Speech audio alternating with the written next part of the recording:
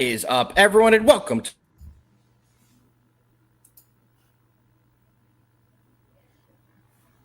That Alpha freeze? He is froze. Well, isn't that just perfectly on time? That leaves me and Coach T here. Hopefully, Alpha will unfreeze. Welcome, guys. Welcome to the show. We are across the. No, that is not right. Excuse me. Hopefully, Alpha will be here back any minute and we will continue. But for now, you got Coach and you got Jefe. What's going on, man? Oh, not much, man. Excited to get going for NFL Week 3. I'm I know. finally getting some data to look at on weeks 1 and weeks 2 are always super crazy in the NFL. So getting that data to analyze and make some better picks are what I'm here for because I'm about tired of this MLB. It's about that time. It's kind of like that play. It's that time in sports where you're getting that MLB fatigue. You're about done with the regular season. What playoffs starting a little under 2 weeks. I don't think next week, but the week after. I think Tuesday is going to be that first wild card day. And I'm with you, man. I mean, football is back. I love it. What you think of last night's game? Let's start there. Yeah, what a fun game of Tua just completely looking like he is not on his own team. That Dolphins team looks out of sync. There's not much to say. They just look out of sync. They obviously played a little bit better last night. But Tua just looks bad. He just looks bad. What the fuck? Sorry, guys. My internet completely just crapped. I had to unplug it, plug it back in. Somehow it's back up quickly, so I'm back. What did I miss? Me and Coach T just said 3 childhood secrets to each other, and honestly, you'll never know. And I hope you think about that for the rest of your day. I literally will. Well, I mean, I will go back and watch the beginning and see what you're lying about later, but I apologize about that, guys. Jefe, did you intro our special guest, Coach T. Posey, today? I did a little bit, but honestly, I think the best intro could be by the man himself. Coach T, welcome to the show, brother. We're so pumped to have you on, like I was trying to say before the internet crashed. Super excited you made time out of your busy schedule. Thank you so much for joining us. Guys, you can follow Coach T. Posey on X. I believe that's your exact @ that's right there, right? That's correct, yeah. So, Coach T, before we go any further, don't move your head. I see OKC banner on this side. I see a Razorback banner on this side. Yep. Try to guess the jersey directly behind your head. You probably won't, but go ahead. Is it bat? Give me like, okay, is it bat? It's a 5-year range. A 5-year range, he'll get it. Is it college or professional? College. College basketball jersey. Did that player play pre or post 2010? Both. Wow. This is getting hard. All right. Was he really good in the NBA? Didn't make the NBA. Move your fucking head. What the hell is that? All right, that's me. Yeah. So I played Division II college basketball here in Arkansas, Ouachita Baptist University. Love that. Yeah. So that's my jersey here. So no, What if I guessed it? I would have been very shocked if you would have come out with the Ouachita Baptist University and a Tyler Posey guess. I'd have probably walked off. You never see me again. Is that how do you say that name on that jersey? Ouachita Baptist. Ouachita. Yeah, Ouachita. A lot of people, whenever we go on the radio or do small like local TVs, it's Ouachita. Not good. Not good. Hey, shout out to the D2 athletes. I also here we was a go. D2 athlete. Let's go, Connie. D2 is where the real talent goes. Let's be honest here. Ouachita. Jefe's going to be doing that all day. Cannibal, appreciate you, brother. Thank you for the kind words. Gentlemen, on this show, we do one thing when we start every day. I'm sure that you guys weren't able to get into the recap before I was able to get back. Whoa. First of all, Coach T, this guy's being an asshole. Literally, first of all, that's ridiculous. We are professionals. We literally, as you joined, you actually cut Coach T off as he was telling us about how the Dolphins look like absolute dog shit. And now I'm going to go and follow that up. I'll be honest with you. There was a point in yesterday's game, and where I thought in that weird part of the game, start of the second half, not yet the fourth quarter, where I was like, oh my God, the Dolphins are going to win. They're going to win. Yeah, that's crazy. I want to talk about that. I thought the Dolphins had it. There was about 2 straight possessions where the Bills offense looked like they, for whatever reason, decided to stop doing offense or pretended that Josh Allen wasn't the quarterback. They just were doing weird stuff where James Cook didn't break off a 8-9 yard run on first down. They just only did slant routes and never got enough to get the first down. On the other side of the ball, Tua, every single third down was connecting, looked good. And at the end of the day, this game comes down to one thing only. He threw one of the worst interceptions I've ever seen in my life. Man, where was he going with that ball? There was just nobody there. I want to say I'm not a huge Kirk Herbstreit fan on NFL. I love him on college. But the way he broke down that interception before the replay, and then you were able to watch the replay, to his eyes, it was incredible. He was just staring at that receiver the entire time. And then you can watch the other replay where you see Taylor Rapp is looking right at Tua and just comes all the way. It was perfectly timed. Either way, that really was the microcosm of the game for me. I don't think the Bills look great. I don't think the Dolphins look bad. I just think I didn't see that phenomenal breakdown. I didn't see that one. But it was obvious to me that Josh Allen might be a little bit more uncomfortable than we thought. And I don't know if you saw the post game. I mean, he has black and blues all the way up here. He broke his nose. Yeah, he was definitely playing a conservative approach, I think. The game was weird. I don't know how you feel, Alpha. I walked out of there, and even from a fantasy aspect, I was like, man, not great, but not bad. I mean, the game kind of went how I thought it would go. I thought it would be a high-scoring game, so I'll jump into my recap next. We had a massive day yesterday. We swept our MLB slate. We also swept our NFL slate. We had the over in the game last night, and let me tell you something. What a stressful over that was. We didn't get it till the very end, the field goal at the very end. I know a lot of people had the over, so very happy to hit it, but the Dolphins should have scored a touchdown on that second to last drive when they were driving down to tie the game, and Tua just made a horrible throw. There's no other way to put it. He made a horrible throw. He cost his team the game. And unfortunately, it's a story that we've seen time and time again with Tua, right? It's something that he kind of does frequently, where when the game is at the biggest moment, when it's time to score the touchdown, he's in the red zone or he's just outside the red zone, it doesn't go the Dolphins' way. It seems like there's a fumble, a sack, an interception, a drop ball. It just seems like that's what happens to the Dolphins. And the game kind of went how I expected. The Bills took a big lead. Dolphins kind of crawled their way back. And then at the end, when they had their chance to tie it, they couldn't get it done. Also, JD in the chat, what's up, JD? We miss you, brother, saying that was one of the worst field goal misses I've ever seen, right? I'm assuming the one in the first half. That was so bad. You guys saw that? The second it left his foot, it went about 48 yards to the left. You guys saw that? Yeah, I can't remember the worst kick I've ever seen. Yeah, it was literally atrocious. It was so bad. It was so bad. Coach T, what did you think of the game? You probably broke it down before when I was gone. Yeah, we were just talking about it. It's a Thursday night game for you. Short week, just a weird Thursday night game, typical. I figured the Bills would, kind of run away with it for a little while. I actually thought they would probably cover the spread, but obviously, not to be, because like Jefe said, that stretch by the Bills just looked atrocious themselves. Yep. But they got it to 10. They'll be fine. I don't think the Dolphins will be fine. I don't think they're very good. So I'm not sure that Tua makes it a full year again. He just can't stay healthy. He doesn't look good. He just does not look good. I don't think he's an NFL quarterback much longer. Final question I have for the both of you. We'll start with you, Coach T, because you're already talking. What do you think about Coach McDaniel? Do you think he's done? Do you think he's going to make it through the season? I think one or two more bad losses. Last night was not a bad loss. They covered. No, they played fine. But if they have next week and the week after where they get blown out by 20 plus, I could see his firing coming sooner rather than later. What do you think about that? Yeah, I don't see him lasting. After this year, he might make it the year. I don't even know if that happens. I'll tell you, if you ever see a players only meeting in the NFL, it's usually a bad sign. Oh yeah, I'll be honest with you guys. I don't think Coach McDaniel's called a terrible game yesterday. No, not yesterday at all. Was not against him at all. But if they do lose a couple more games, let's say they go 0-5, and the next two are blowouts like the first two, do you think he is going to be fired? And remember when he was the hot new coach? It was him and Dable were the two new hot young guys coming from the coordinator world becoming a head coach. Both of them look like they're on their way out. Jefe, final thoughts on that before we get into the first breakdown of the day. Final thoughts on the game last night are simple. Matt Prater taketh away, Matt Prater giveth.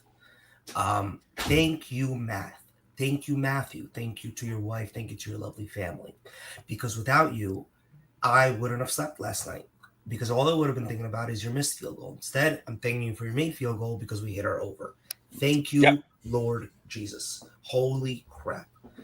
I never had the feeling like getting nervous because the Dolphins are driving, right? In my head, I was like, they're scoring. This is how this is going to go. Me too, but then the interception, I was like, it's fucked. And until gets the interception, and for a split second, I'm like, pick six. His whole momentum is going the opposite way. There was nobody in front of him that I could see. I have no idea how that dude got caught so fast. Whatever. And then I 100% thought this was over. Thank you to Elijah Moore for getting ridiculous amounts of yards when you really didn't need to, and putting us in a position to get the field goal. Because I'm telling you, one more first down, the game's over. They couldn't need it. That's how the Bills do. The Bills couldn't care less about that. Were you worried that Prater wasn't going to come on and kick with 25 seconds left to be exact? And were you afraid they may punt it and pin him inside the box? No way. I was. Honestly, I was after that first chance. Honestly, I was. Knowing how they play, if that was 2 yards shorter, they're going for it. Mm-hmm. Yeah, but because it wasn't, I thought they may punt that. It was the perfect situation. The perfect situation. Then I think in the back of my head, I'm like, holy crap, dude, do not miss this fucking check. Oh, yeah, I didn't look. I turned away. I'm like, I have to sing the first one. I said, I'll turn back when I hear what the announcers say. All right, boys. I think that's a good job recapping how everything went yesterday. Let's dive into this week's NFL slate. First game we're jumping into this week, guys, is going to be the LA Rams going into Philly and taking on the Eagles. Both teams are coming in at 2-0 on the season. LA has won a road game already. They are 1-0 on the road, where Philly's 1-0 at home in this spot. Line is a 3.5 point spread. ESPN BPI has Philly as a 58% favorite in this game. A couple injuries as of note to kind of check out for this one. Dallas Goedert is the big one on the Philadelphia side. He still has not practiced this week. I am monitoring as we speak all the different practice updates from Philly because I do think that's a massive player that they do need in the lineup. On the other side, Kobe Parkinson, the tight end, is still a true questionable. He has not been practicing either.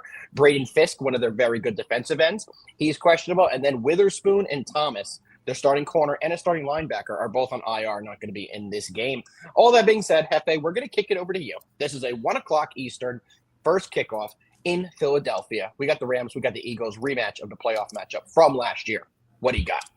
Guys, it's kind of crazy. You look at the Rams statistics for the last 11 games, I believe. They are 9-2 again in last 11. 9-0 versus the entire NFL that is not the Philadelphia Eagles. Only 2 losses against this team. Seems like the Eagles have their number. In a weird way, I think the Eagles are going to be really motivated to come out and play a non-tush-push type of game, if you guys know what I'm trying to say. Oh, yeah. I think they're – I don't even know how to explain it.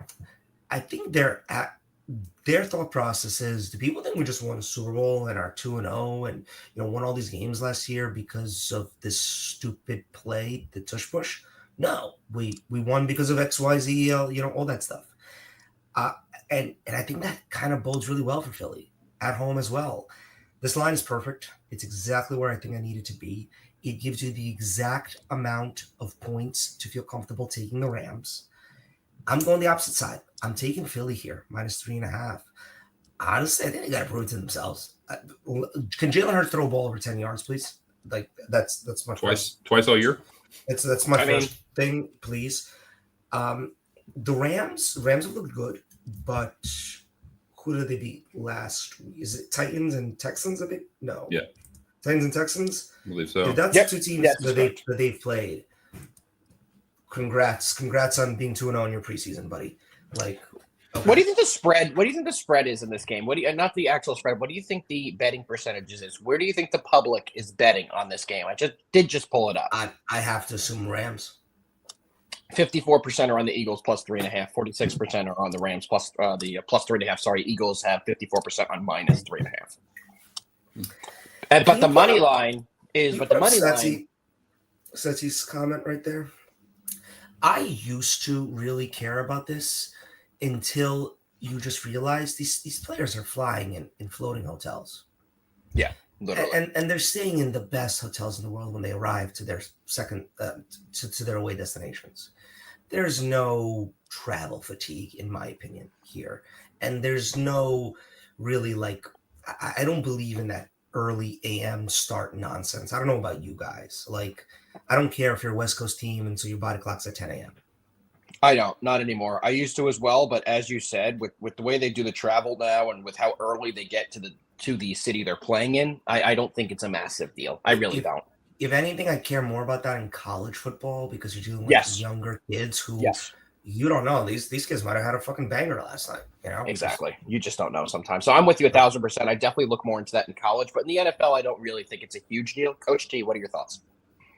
Yeah, no, same. I don't think it's a big deal at all. But as far as the game, it's concerning when Jalen Hurts throws. He's literally completed 2 passes over 10 yards this year. Very concerning. It seems like they were playing a little bit safe. New offensive coordinator. Not sure if that offense looks that great right now under him. I don't think their offense is that great. So I'm leaning actually to a game under, kind of because of those concerns and because the Rams have been really good against the pass this year. I get it's the Texans. I get it's a little bit, the Titans that plays into it a little bit. But I think C.J. Stroud has enough weapons around him to be able to exploit that. So I do believe that under is looking pretty good to me. That 44.5. I don't trust this Philly offense outside. Honestly, that's a great I like the under as well. That's a great way to look at it. I got a question for you both. So Okay. we never really speak about this. I don't know, prop style of bet. So you guys are obviously both familiar with teasers. How do you guys Yes. feel about teasing totals? Never. I don't ever tease totals. No, I don't. Never. I shouldn't say that. I did. I just said I never tease totals. I did one last week, and guess what happened? I'll give you one guess. It didn't hit. Guess how it didn't hit. Guess how it didn't hit. I'll tell you right now. It was the Steelers-Seahawks game where we had the kickoff that they didn't field their own kickoff, and they picked it up in the end zone, and they got a touchdown for it. That killed my teased under, where I teased it up. So not a big fan of teasing totals. It's statistically a sucker bet. Let's be honest. That teasing a total is statistically a sucker bet. Yeah, it just seems like with the way the Eagles are playing, they're content to beat you 20-10, 20-14. They don't care what the score is. They're just content to run it down your throat, get a few touchdowns, be done with it. And that, like I said, I don't think that offense is good enough to really go over against these Rams. And they're not really taking a lot of chances, right? They're not trying to air the ball deep. They're afraid of turning the ball over. The way the Eagles win ball games is they're going to win the turnover battle. They're going to run the ball down your throat all game. They're going to dominate the time of possession. And this year, more than they've ever done before. If you guys keep seeing me looking down, I'm getting alerts from practices from today. Emeka Egbuka still hasn't practiced. You guys know what I say on the show. Hefe, what do I say on the show if they don't practice on Friday? Probably not going to play, boy. Odds are they're not playing. So a good day to look at that, a good day to beat some line movement. So we are looking to still see a Goddard, but it looks like Emeka Egbuka did not practice again today.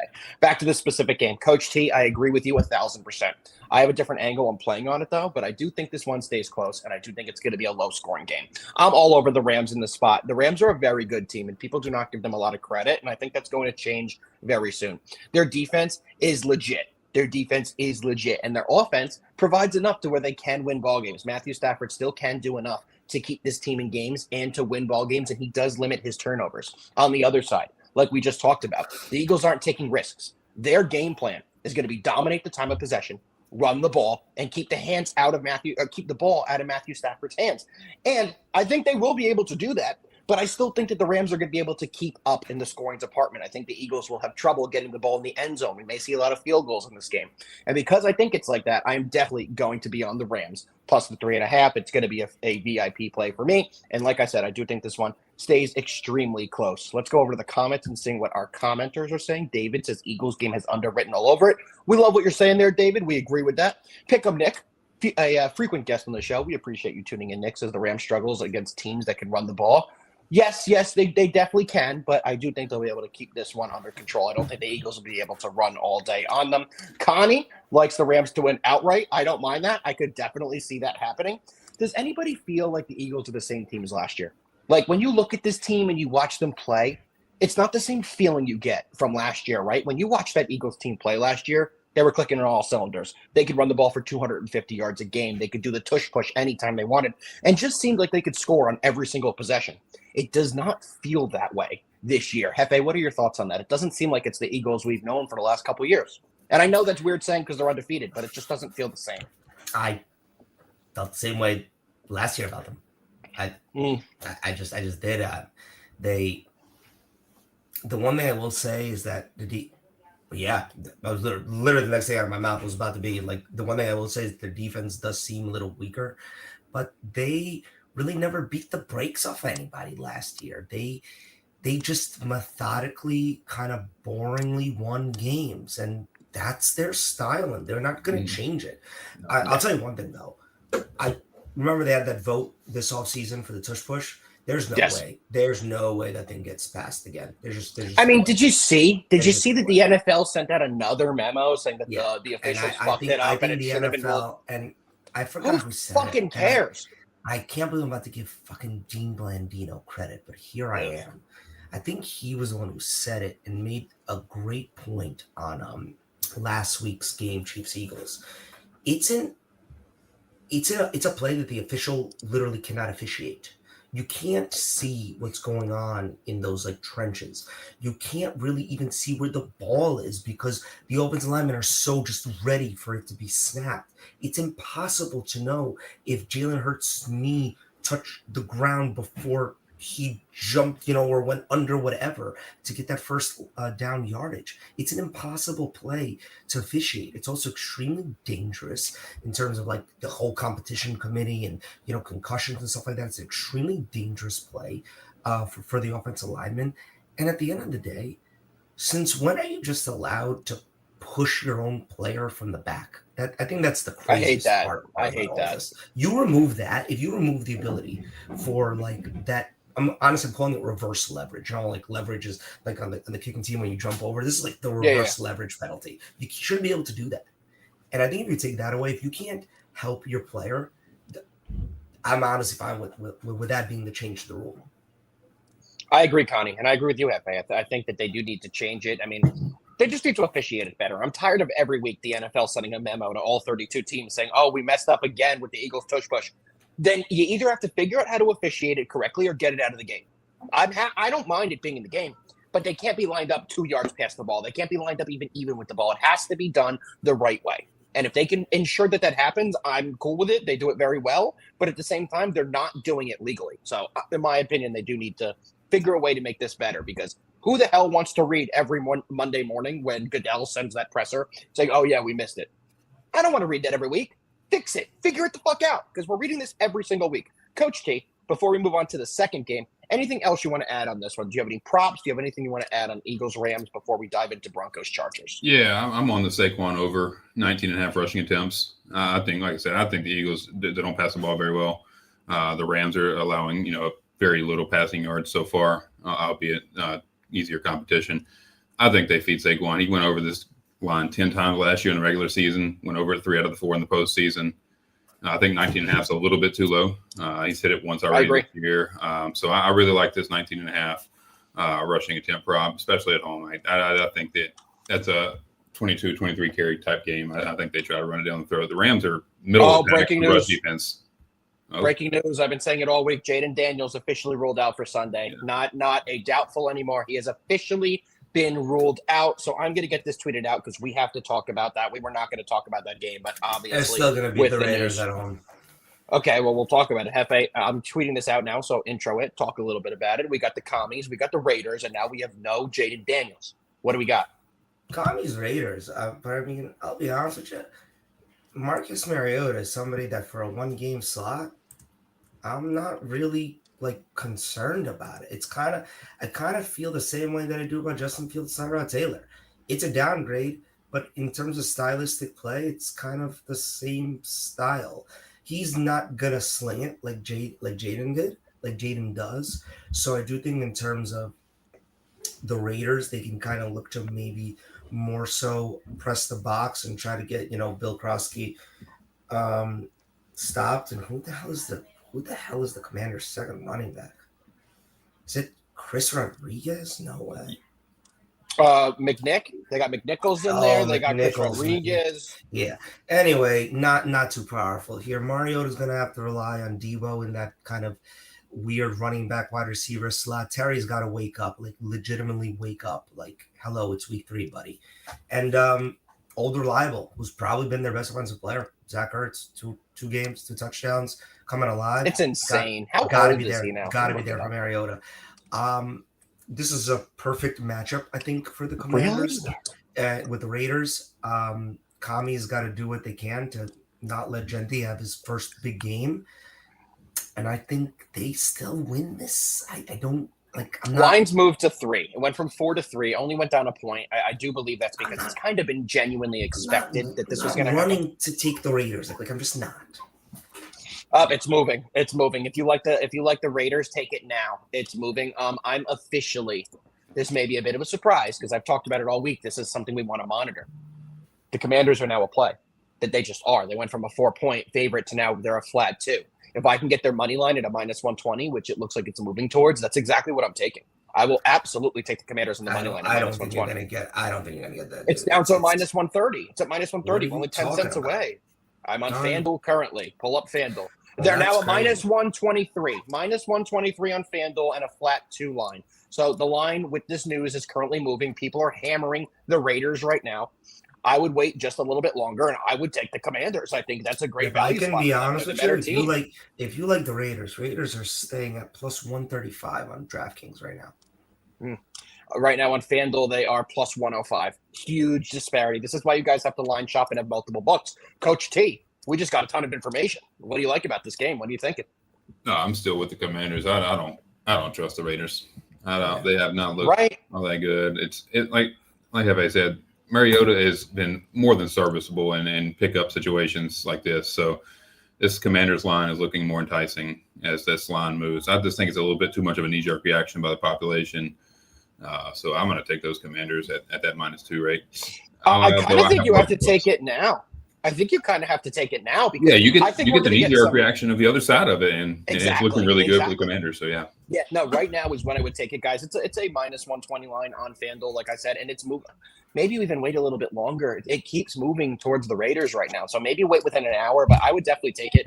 A. Russo, our guy, who we've seen you a few times in here. We appreciate you, A. Russo. Do we like Terry touchdown? Jefe, you're a Terry guy. Thoughts? No.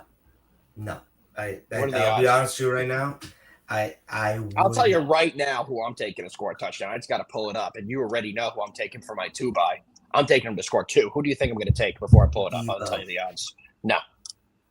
Zach Ertz. No. You're not taking Bill. No. Oh, touchdown parlays are down for this game. They took them down. Okay. I will be taking Marcus Mariota to score 2 rushing. That I can guarantee you. They get near the goal line. We could see a play action, fake handoff where he bootlegs the stereotypical Mariota bailout in the red zone. Fake handoff, peels out, runs on his strong side or his blind side and runs in the end zone. I think we can see Mariota find the end zone twice. Debo is pick on Nick's guy. Don't blame you there. Debo's probably a good one. Connie, I'm in the same boat. That's exactly what I'm thinking as well. It might be a week to bench Terry. I might keep him in there. We'll have to find out. I think Debo has a big game for them. He's going to be that flex running back wide receiver combo spot for them this week that Mariota is going to have to rely on. But at the end of the day, Coach T said it.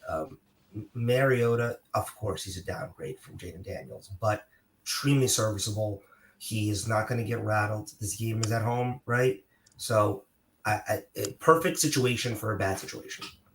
Yeah, I agree with you. Perfect situation for a bad situation. It's a good week to have it happen. Raiders coming to town could be a good recipe to get your team through the win, even if you are banked up. All right, gentlemen, let's move on to the second game we had scheduled to break down today, which is going to be the Broncos going to LA, taking on the Chargers. Broncos 1-1 on the year. They're 0-1 on the road. Chargers 2-0 on the year, defeated the Chiefs. They're 1-0 at home. We kind of know the story about this Broncos team. What the fuck happened last week? I don't really have a nicer way to put it. They had that game won 77 times against the Colts, and they blew it. The missed field goal by Lutz, the penalty they took on the game-winning 60-yard field goal attempt that the guy was short by 15 yards, gave up that 15-yard penalty. He banged it through the second time. The Broncos did everything in their power to lose that game. Redemption spot here, or do the Chargers keep building on their lead right now in the AFC West? They've been fantastic. Like I said, they're 2-0. Sole possession of first place, 2 games up above the Chiefs, 1 game up over the Broncos. Coach T, we haven't started with you yet. What do you like in this game? Well, I like the fact that they're letting Justin Herbert loose a little bit this year. Right. He's thrown for 560 yards in just the 2 games. So obviously, I feel good about Herbert, and I've really liked him for fantasy over the last couple of years, save last year. But they're finally letting him loose a little bit, and he's really started to be able to spread it around. I'll tell you, Quentin Johnson looks pretty good over these last couple of weeks. He's second in the team. Bro, where did he come from? He was so dog water the last year. I mean, he didn't do anything. Keenan is actually leading the team with 17 targets, and then Ladd, McConkey, and Quentin Johnson both have 14 targets. I mean, both of them are involved. All 3 really are pretty heavily involved. So I really like the fact that they've let Herbert loose a little bit and getting all 3 of these guys involved. And I think they all could have a pretty good game again. Everyone was really touting this Denver defense, but the Colts didn't punt last week, and that Colts team is led by Daniel Jones, who looks like a different quarterback right now. I don't trust it throughout the year. Don't trust it throughout the year, personally, but he does look a lot better this year. However, I don't think the Broncos' defense is as strong as originally thought. I agree. So I'm going to like the Chargers side a little bit more here. Yeah, when you take a look at the injury report, the Denver Broncos have a CBS receipt length of guys that you all have heard of. They have Evan Ingram has not practiced. Dre Greenlaw has not practiced. Justin Stenod has not practiced. So they have some big-name guys who may not be there, especially Dre Greenlaw on the defensive side. They need to be able to play defense in this game. On the other side, we all know the news with the Chargers. Khalil Mack got injured. He will not be playing in this game. Outside of Khalil Mack, linebacker Dayon Henley has an illness, hasn't practiced, but it's an illness, so I could see him coming back. And cornerback Cam Hart, as well as Elijah Molden. So that's 2 corners and 2 linebackers they may be without. The Chargers defense could be a little bit depleted here. But Denver's offense also really hasn't scared me this year either. They haven't looked fantastic. Jefe, what are your thoughts? What's up, Tyson? We appreciate you, bro. This is the second game we're breaking down. Just the second game. My thoughts are I'm a believer in the Chargers. I'm a believer in their style of play. And I do think they win this game. I like the Chargers in this spot. I think that we maybe jumped on the Broncos a little too fast this offseason. I'm not off the Broncos train. I just think that offensively, they still have a little bit of ways to go. And defensively, I really wasn't impressed last week with Daniel Jones ripping them apart. I think you'll see a typical Jim Harbaugh called game. I really do think they will go back to the running game approach heavy with occasional shot to QJ or Ladd. But my favorite play from this game is a player prop. It's my favorite player prop of the weekend. Last week, I gave you guys my favorite player prop of the weekend was Travis Etienne over 15.5 receiving yards. That one hit. This one is an oddball as well. Troy Franklin and Bo Nix have been playing on the same team for freaking 10 years. 18 years. 18 years, it feels like. If you don't know their story, go check out their story. But Troy Franklin over 40.5 receiving yards, minus 115 odds. He's hit that in he's hit over that number in both of their games. Cortland Sutton's the one here, and I think he will get a lot of the looks from the number 1 DBs of the Chargers. I'm not positive Derwin James, what side of the field he plays. I know he's a safety, but I really like Troy Franklin here. He's a speedster. He can get this on one play if really it needs to be done. But at the end of the day, he has a lot of trust with Bo Nix, and I really like this play. I think it's going to be one of the last weeks you can get him like under 50 yards. Yeah, he's leading the team with 15 targets. He's over double of Sutton's targets right now. Yeah. Which is insane. Who would have thought that coming into the season? Yeah. When I looked at it, I was thinking about it earlier in the week, and I was like, this number is going to be like a 52, and I don't know. And no, man, Troy Franklin over 4.5. I love that.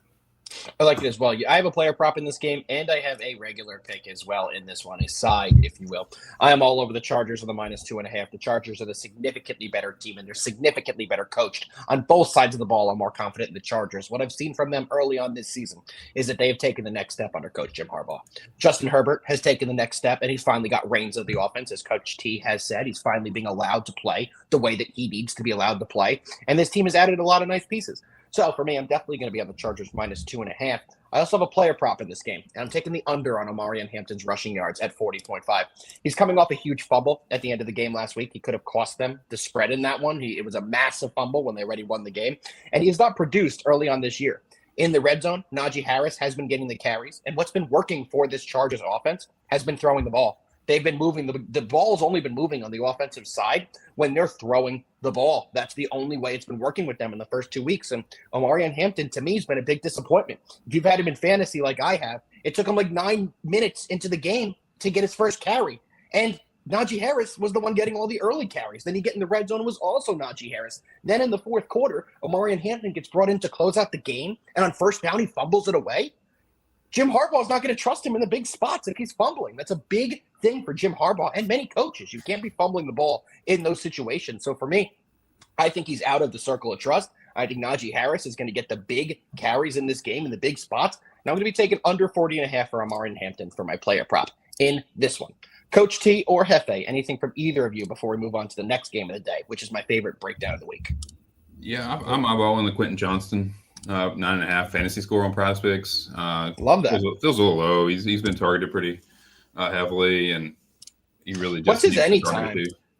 Let me pull up his anytime because he's been the one. Him and Keenan, man. Keenan looks like he's turned the clock back 7 years. QJ's at plus 220. I don't mind a shot on his anytime touchdown either. Yeah, Quentin Johnston's got 3 through 2 weeks. Keenan Allen's got 2 through 2 weeks. Ladd has none right now. So I'm looking at his fantasy score. Like I said on PrizePicks, 9.5 seems a little bit low right now. And then I'm monitoring J.K. Dobbins. J.K. Dobbins has been a really first 5 week kind of guy over the last several years, especially last year. Looked really good over the early part of the season before he inevitably gets injured. But I'm kind of looking at his props right now that the Denver defense is allowing over 4.5 yards a carry.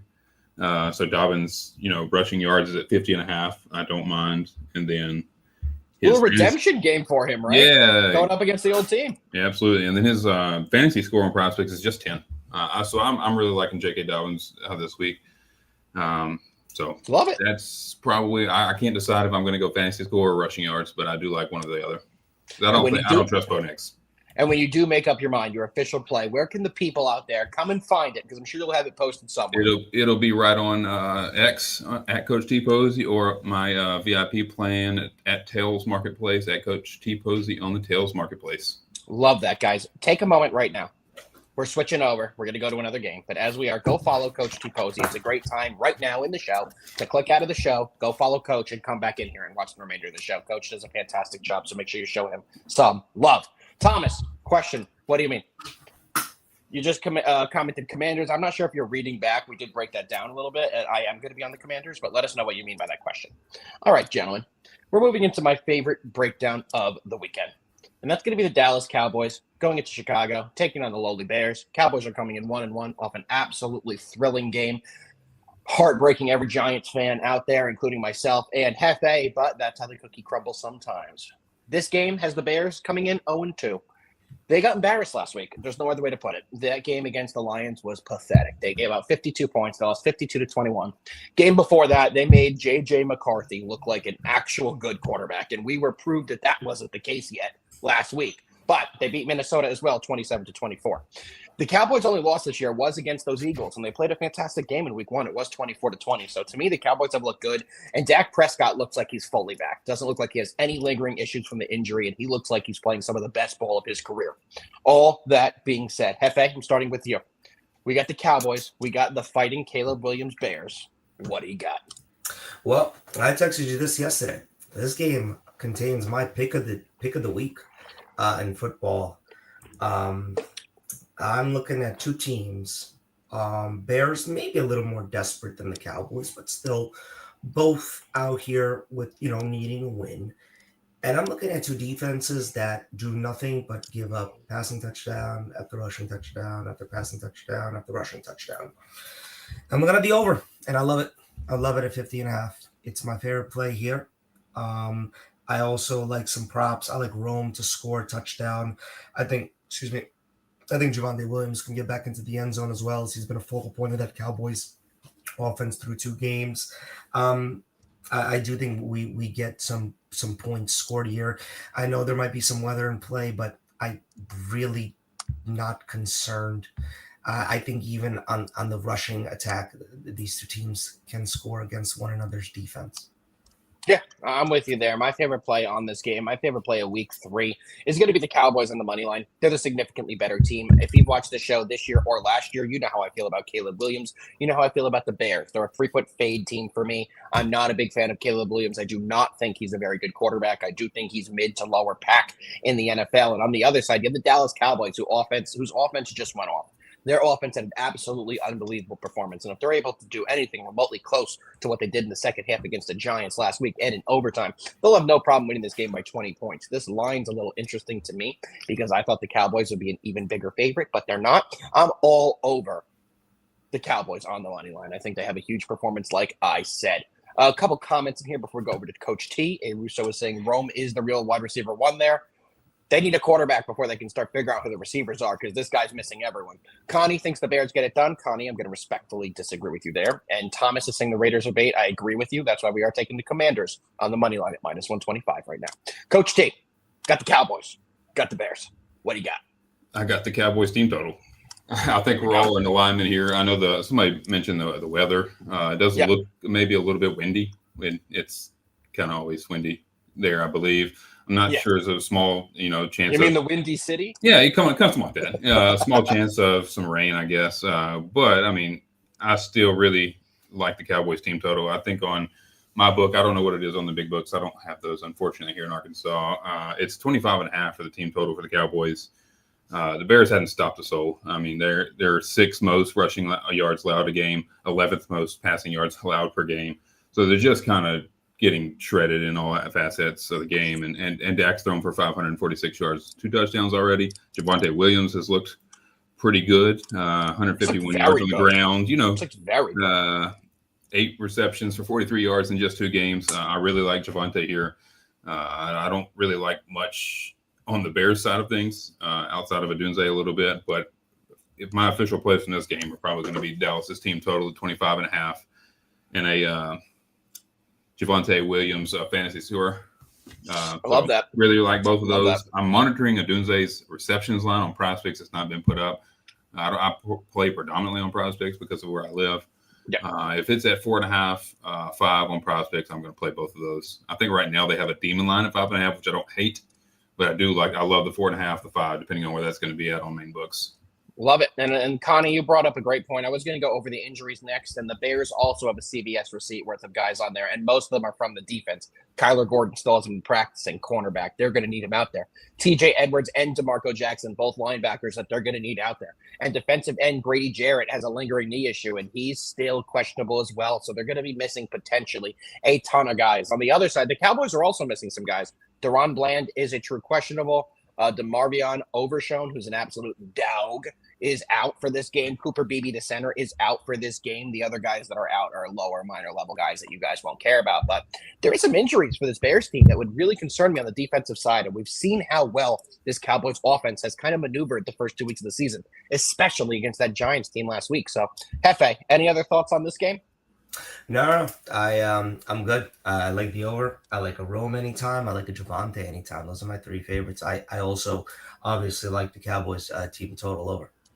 Well, let's keep it moving. Final breakdown of the day is one I do not want to talk about, but we unfortunately have to because the big boss told me so. We got the Kansas City Chiefs coming in 0-2 to New York, taking on them Giants, who are also 0-2. This is the Giants' home opener.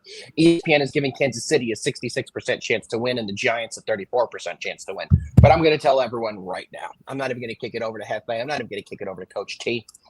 I'm going to put it straight up like I did earlier in the week when we kind of previewed talking about this game. The Giants aren't going to get a call in this one. which way are the flags going to go? And I'm not the type of person who usually caps looking at flags, looking at what team's going to get the calls. I'm not someone who thinks that the games are rigged. I don't believe any of that. But what I do believe is that the Chiefs will get favorable calls when they're 0-2 and the league needs them to be a playoff potential candidate. They need them in the playoffs. 0-3 is catastrophic for them if they go there. So, Jefe, I'm going over to you. Are you taking that into account? Also, just besides that, this Chiefs team is so much better than this Giants team. How are you looking to play this? Not that I don't already know, because I have a feeling we're going to be on the same exact thing. But what are you looking at? I told you earlier in the week, beat New York teaser. Chiefs, Bucks. Honestly, this number, I guess I got a bad number in Kansas City. So I got them on -6. Took them down to pick them. Took the Bucks at 6.5. Took them down to minus half point. That's already locked in. I got nothing else to say. I think on the Chiefs side, in terms of player props, I'm looking for a big day from Hollywood. I don't care if Xavier Worthy keeps practicing; he's not playing. And I also think Kelsey redeems himself from that, I guess, drop/deflection interception at the goal line that he had against the Eagles. I don't see how this Giants secondary is going to hold against Mahomes. I just don't. I mean, they don't have a lot of weapons, Chiefs, in the receiving room. They're saying Worthy could go. I still think that's not true. I still think that shoulder's too messed up right now for him to get into an actual game. But, yeah, I think the Chiefs will be able to move the ball at will. I am going to be taking them on the teaser, getting them down to basically a money line. The one thing that scares me is I'm not in love with the Bucs over the Jets anymore. I know the Jets will be without Justin Fields, but the Bucs have a plethora of injuries themselves. Tristan Wirfs was just ruled out. Looks like Emeka Egbuka will not be able to go either. And Chris Godwin has been ruled out as well. Guys, they were hoping to come back. So there are some losses for this Bucs team that already had a couple more injuries last week to the offensive line. Jefe, does that scare you to take the Bucs because we know they're missing? Now it's going to be looking like 3 of the 5 starters that were projected to be in the lineup for them at offensive line are not going to be there. No, I think the Jets can cover a 7, sure. I don't think the Jets are going to win this game outright. Look, Tyrod Taylor is not that much of a drop-off from Fields. I agree. I'll give that to you. But I do think that in terms of playmaking ability on your feet, Tyrod's not, 25 years old anymore. And on the opposite side, the Bucs still have 2 really good running backs that I think can make the Jets' day a little difficult. Mike Evans is a first ballot Hall of Famer who is showing for some reason, no signs of getting older. They can get some no-name wide receivers in there. If Egbuka can't go, Kadon is a very serviceable tight end. Baker's a playmaker at the end of the day, and I think he'll get it done. I do think they win. I think they would as well. And like I was going to say here, but I'm changing it a little bit. I was originally going to do Tampa on the teaser. I have changed the second leg, so I am taking the Chiefs. Basically, they just need to win. I get them at plus 0.5, so it's just a money line. And I'm taking the Baltimore Ravens on Monday night at a money line as well. Both teams are -5.5, so you'll just need them to win outright in a 6-point teaser. The Ravens are hosting the Lions. I think the Ravens will have no problem winning that game as well. So yet again, my teaser is going to be the Chiefs and the Ravens this week. Coach T, any player props or anything else you want to add on this game before we get into best bets for the day and a couple sponsored segments? Yeah, so I am on first of all, on Prospects, they have a free square for Patrick Mahomes at over 0.5 passing yards. Make sure you guys go play that. Absolutely. I really like the fact that, Patrick Mahomes is also leading the entire Chiefs offense in rushing yards. That's really cool. Cool stat for you. He's 123 yards on the ground already, double Pacheco and double Hunt, because both him and Hunt have 47 rushing yards total. That's it. With Mahomes at 123. So the Giants have given up like the third most rushing yards to quarterbacks. The second most, 85 already in just a 2 games. So, I can see Mahomes scrambling out for, I think it's 29.5 is his rushing yards line. I don't mind that, but like you guys are saying, their secondary is so bad that I do feel like he'll be able to get pretty much everybody involved, and I'm on Hollywood as well. So I'm waiting on the target line for Hollywood on Prospects. I love that. So just waiting on that one. And then I do like Wan'Dale Robinson's 7 target line on the Giants. He's been very heavily involved. Yes, he has. Wilson's kind of slung it around already with 78 pass attempts in just 2 games. I think they'll be playing from behind. So I do like Wan'Dale Robinson's 7 receiving targets over in that game. I like the approach you're taking, Coach. I really do. I'm going to pull up a couple more injury reports. I'm getting a little bit of news from some practice squads. So Tucker Kraft was a full no practice, Nate. don't anticipate him playing this week. And I think you could put on your list that Tucker Kraft is going to be a no-go. Darren Waller, full participant. He will be making his season debut in week 4, they're saying. Weirdly, they're hyping it now. He's practicing, but he's not up to game speed. He's healthy, but he needs to get more reps with the team, it's saying. So they fully expect him to play in week 4, not in this week. Like I said, Godwin and Tristan Wirfs are ruled out in full no practice. Emeka Egbuka did not play. Jaden Daniels has not practiced. And a couple new names that have been added to the reports. Xavier Leggett is looking like he's not going to play. He has not practiced either. And Kavonte Turpin is back for the Cowboys. He practiced. He will be good to go for this week's game against the Bears. So, yeah, Connie, good point there. Yeah, he's back. He's back there practicing for next week. They're expecting Kim to be there next week. Darren Waller, they're saying he's going to be good to go. But they're saying he needs more reps to learn the system, which is interesting. He did get traded late, but that is what I am reading from the report here. All right, boys. Anything else to add to this game or any other game before we get into our final few sponsor segments and we get into our best bets for the day? Oh, yeah. Come on. You know I always got it so many things. I know you do. I got three 2-player props, one straight from 3 games I didn't speak about. Let's go over to Cincinnati, Minnesota, battle of backups. Okay. Taking the Bengals as my dog of the week.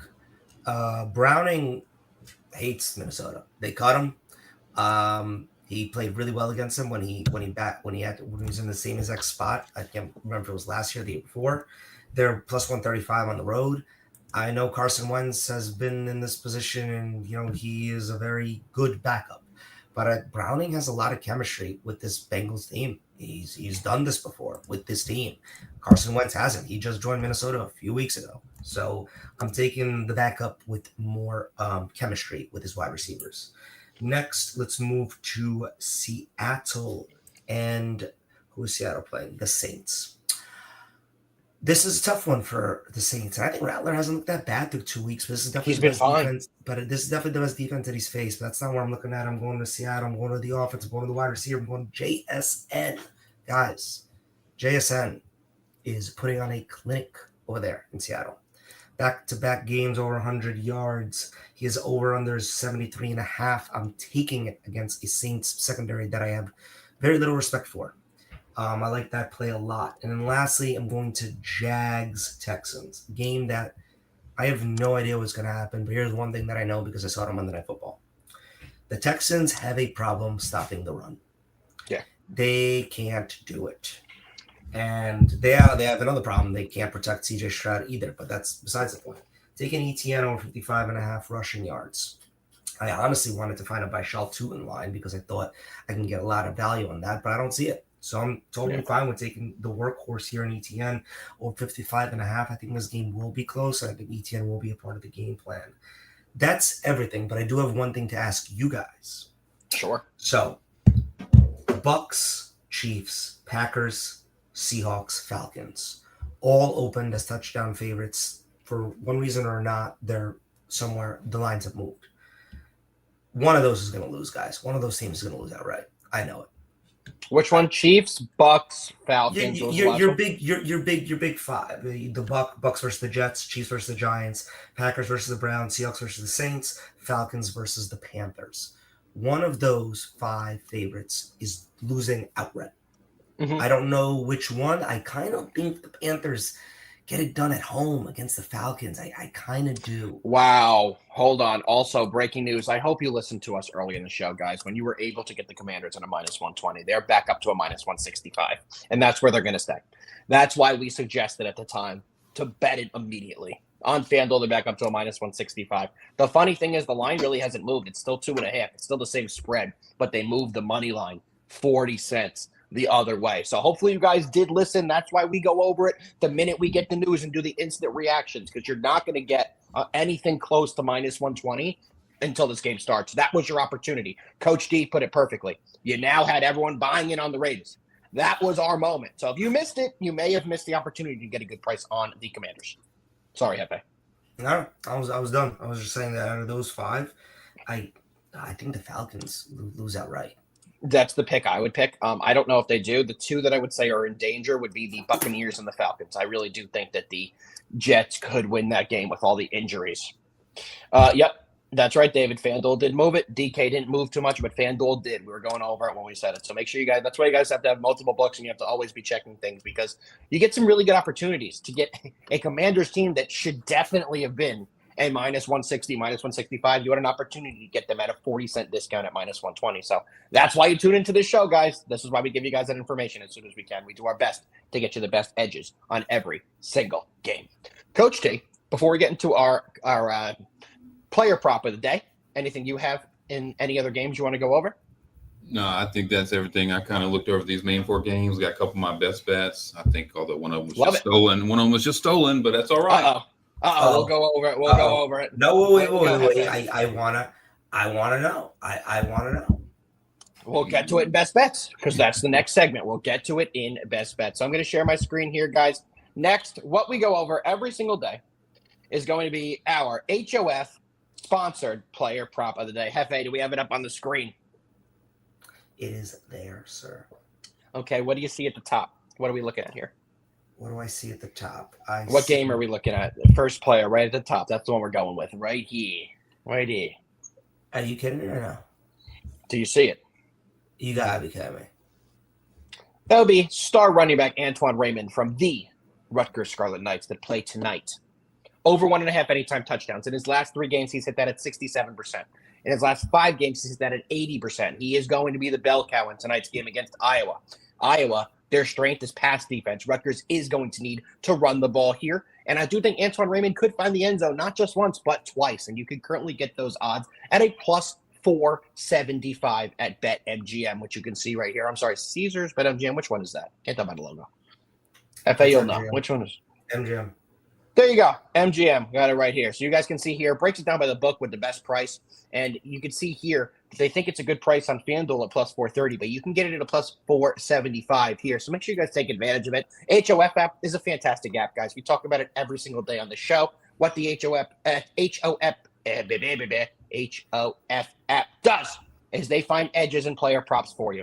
We are partnered with them because these are the guys that we used before we even had a sponsor. This is what we've used to find our own player props. So make sure you guys take advantage of it. We do have a 50% off promo code, which I will put out at the end of the screen. At the end of the show, we'll have a screen that shows all our different promo codes. Take advantage of that, guys. They're a fantastic company, and the best way you can support the show is to support our sponsors. And check out the HOF app, a fantastic company with fantastic ways to beat the edges. They're also offering a 7-day trial, so make sure you guys do check them out. All right, gentlemen. JD, I knew you'd be excited about that. We had to take a little angle on the Rutgers game tonight. Come on, it's not often I get a Rutgers on a Friday night. You're going to show me some insane value on star running back Antoine Raymond. I'm fucking in. They're on national TV, or is Fox Sports just going to do reruns of Family Guy instead? Probably get better ratings. What do you think it is? It's the big Friday night Big Ten showdown. You don't think there's going to be millions and millions and millions of people watching this game? Rutgers has sold out for the first time in over a year. Blackout at the SHI Stadium. I'll see you there, Jefe, tonight. I believe 7:30. I'll be texting you. Don't you worry. All right, gentlemen. It's about time we go into our best bets for Friday, September 19th, a.k.a. our weekly NFL show. So let me get the graphic here. Give me 1 second. Here we go. Best Bets, guys, is not only brought to you by Just Us. Best Bets is sponsored by, powered by Funded Stake. Funded Stake is a fantastic company where you can take one of their challenges, you pass one of their challenges, and you get funded to gamble with their money and keep a portion of the returns. I ask everyone who comes on the show, so Coach T, I'm going to ask you, what's better than gambling with someone else's money? I'm not sure that anything is, honestly. There's a couple things better, but things we cannot say on this show. Yeah. Some things you can admit out loud, right? But in terms of things you can't admit out loud, they did. That's a fantastic thing. Not gonna lie, with someone else's money. Like a nice, like a large chocolate chip cookie, warm chocolate chip cookie with a little bit of flaky sea salts on it. Oof, that comes close. Or you can just gamble with someone else's money, keep 100% of the, or keep a large percentage of the returns and buy your own cookies with that money. But before we get into our best bets, we're going to go over JD's cousin Derek has a little video for us. FundedStake.io, the ultimate platform for sports traders looking to unlock their potential without risking their own money. We're here to help you transform transform your sports betting skills into a profitable and sustainable business. Whether you're a seasoned pro or just starting out, Fun at Stake gives you the tools and capital to scale your success. Here's how it works. 1. Choose your account. Pick an account size that fits your needs, starting from $1,000 all the way up to $50,000. Your journey starts here. 2. Take the challenge. Hit the profit target while sticking to our risk management rules. For example, with a $10,000 account, aim for $3,300 in profit, place a minimum of 25 sports bets, and maintain the required daily and total loss limits. 3. Get funded. Once you pass the challenge, we'll provide the capital for you to trade. You can keep up to 80% of your profits while we take on all the financial risks. At funatstake.io, you'll benefit from a fully personalized dashboard where you can monitor your trades, track your challenge progress, and place real-time bets on all major sports leagues. Our platform is built for transparency, ease of use, and performance. With funatstake.io, you can focus on winning and scaling your success while we cover the risks. No financial stress, just growth and profits. Funatstake.io. Bet smarter, scale faster, win bigger. Bet smarter, scale faster, win bigger. Nailed it, Jefe. First time you nailed it. Connie's asking, is that actually JD's cousin? JD has answered that question. It's his cousin, seventh twice removed. So yes, that answers your question, Connie. All right, best bets. JD's going with the Cowboys team total over 25.5. So let me pull up Funded Stake, show you guys how easy it is to maneuver their platform. I, of course, probably didn't switch it, so you're going to have to see HOF for 1 second. We're going to switch back over. Really killing me with these best bets, man. We're trying to, brother. We're trying to. JD's putting in the over 25.5. Let me navigate back home here. And then after I put JD's in, I promise we will go to you, Coach T, so you don't get any more of your best bets. Man. I got your back, brother. Swipers. These guys, dude, they have no freaking respect for our guests. I apologize for them. Cowboys, boom, pulls it up. You can see right here how easy it is. 64 or more options. You guys can see everything they have. So team total over 25.5. Let's see where we have that one. Total points. Nope, that's not it. That's not it. JD wants team total. Team total.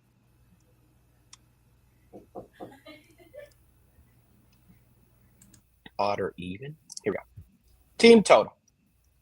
Dallas Cowboys over 25.5 minus 115. Has JD put in the comments how much he wants us to put in our challenge on there, Jefe? If not, I will put 2,000.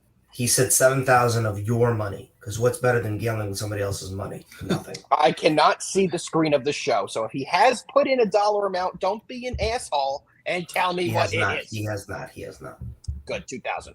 Coach T, finally, we get to your best bet. Which game we going to be diving into?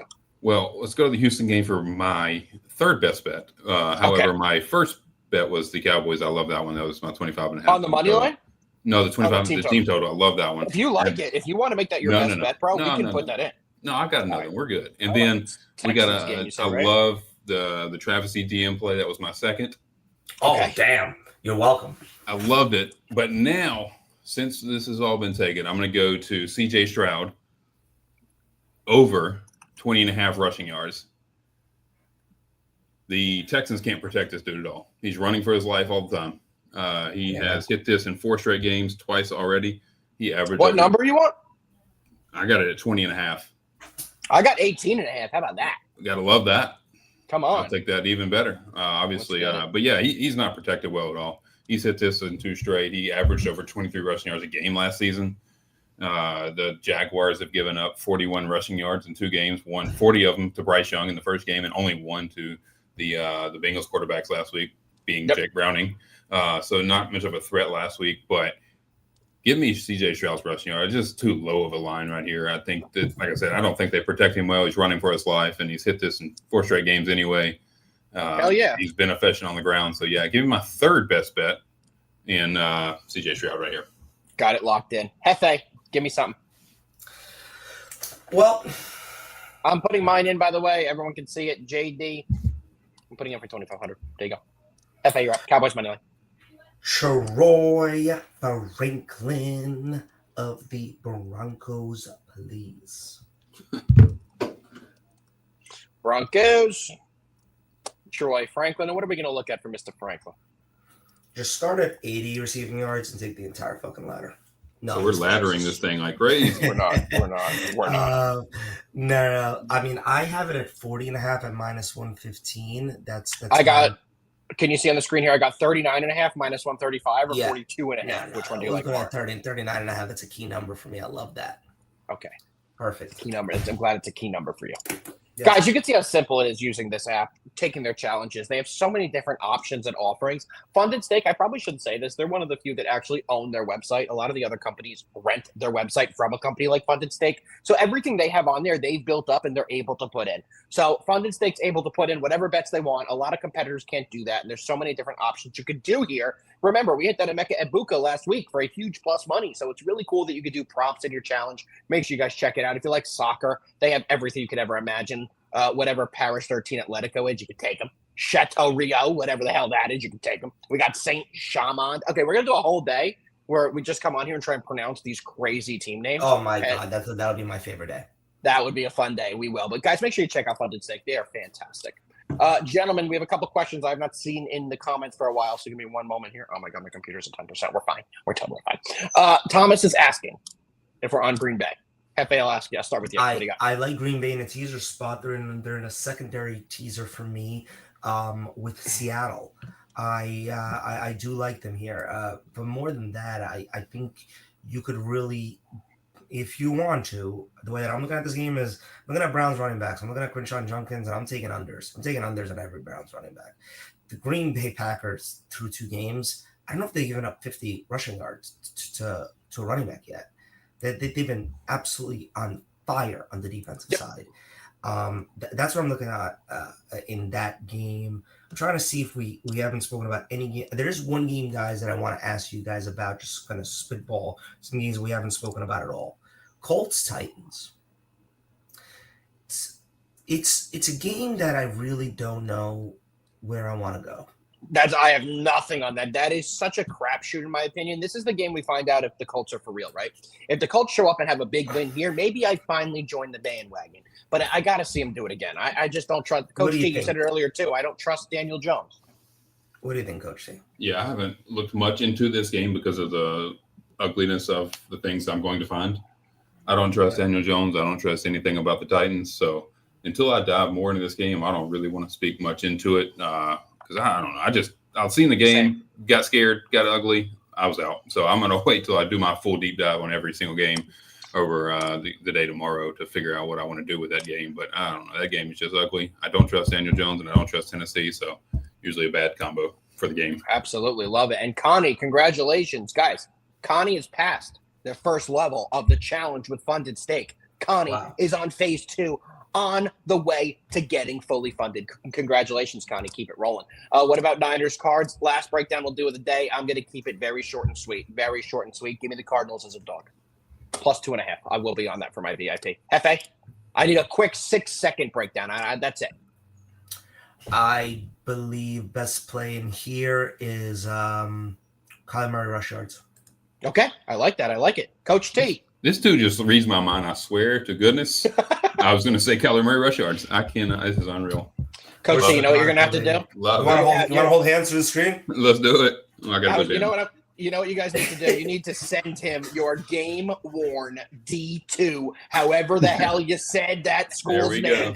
He needs that jersey. I still don't understand how the O and the U make a W, but I guess Washita, baby, Washita. Come on, Jefe. You're just so uncultured. You don't know about Washita like me and Coach T. Washita. There we go. You know where we live? Everything around us is named completely worse than what he has. So remember that. How would you say this? Let me put this. How would you say this word? Mahwah. Mawa? Correct.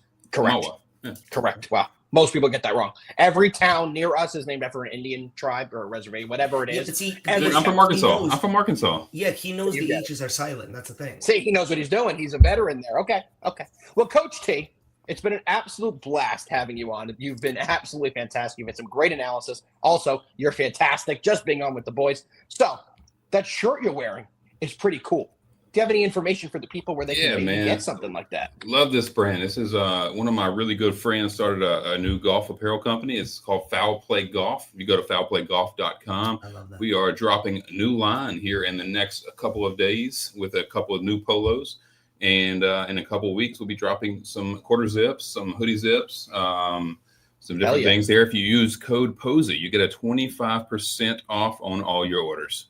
And I'm sure you'll have it posted all over your X/your Twitter page. Guys, we've already said it a million times. Make sure you follow Coach T Posey on X. You'll get a discount on some really cool golf merch. Also, you'll cash some bets. So go check him out. He is fantastic. Jefe, any parting words from you before we get out of here today? And you got to do the thing because JD's not here today. Any parting words? Guys, be careful. Survivors have been very easy through 2 weeks. This is the week. This, I'm telling you, somebody big is going down.